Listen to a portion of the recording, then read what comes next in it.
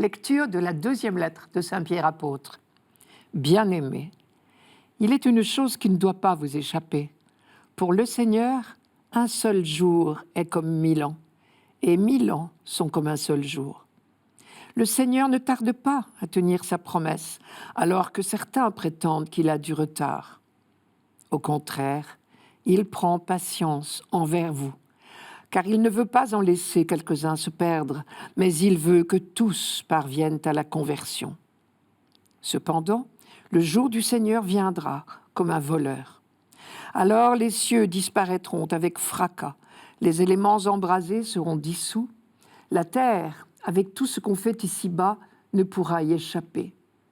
Ainsi, puisque tout cela est en voie de dissolution, vous voyez quels hommes vous devez être, en vivant dans la sainteté et la piété, vous qui attendez, vous qui hâtez l'avènement du jour de Dieu. Ce jour où les cieux enflammés seront dissous, où les éléments embrasés seront en fusion. Car ce que nous attendons, selon la promesse du Seigneur, c'est un ciel nouveau et une terre nouvelle où résidera la justice. C'est pourquoi, bien-aimés, en attendant cela, faites tout pour qu'on vous trouve sans tache ni défaut dans la paix.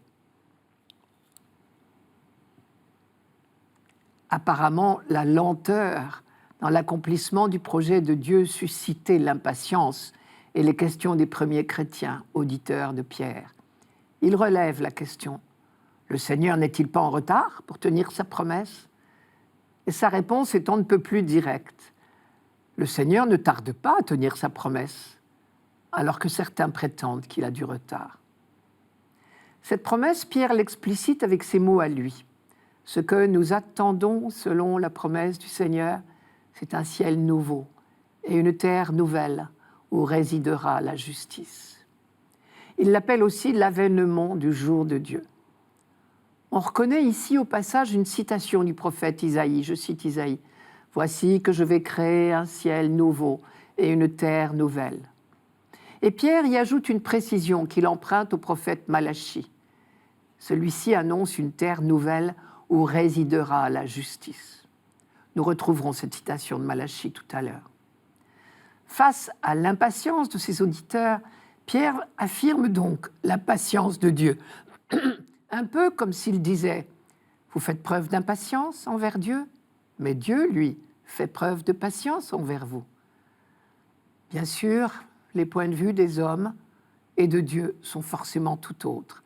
Isaïe l'avait déjà dit et nous devons nous redire souvent cette phrase « Les pensées de Dieu ne sont pas nos pensées ». Pour nous qui sommes dans le temps, nous trouvons bien long le temps de l'attente du royaume. Et souvent, nous trouvons que le monde ne s'améliore pas bien vite. Dieu, lui, patiente, parce que, dit Pierre, il veut que tous parviennent à la conversion. Il ne veut pas en laisser quelques-uns se perdre. Manière de réaffirmer encore une fois que le projet de salut de Dieu concerne l'humanité tout entière. Mais, il est important de le noter, Pierre dit « Le Seigneur patiente avec vous ». C'est peut-être la phrase la plus importante de ce passage. Non, Dieu ne tarde pas à accomplir sa promesse, mais il attend avec patience notre contribution à son projet. Ce qui veut dire deux choses. Premièrement, Dieu a trop de respect pour notre liberté pour nous faire entrer de force dans son royaume. Donc, il patiente.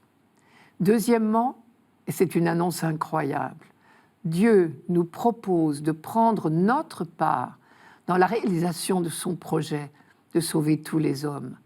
Il est en notre pouvoir de hâter le jour de Dieu.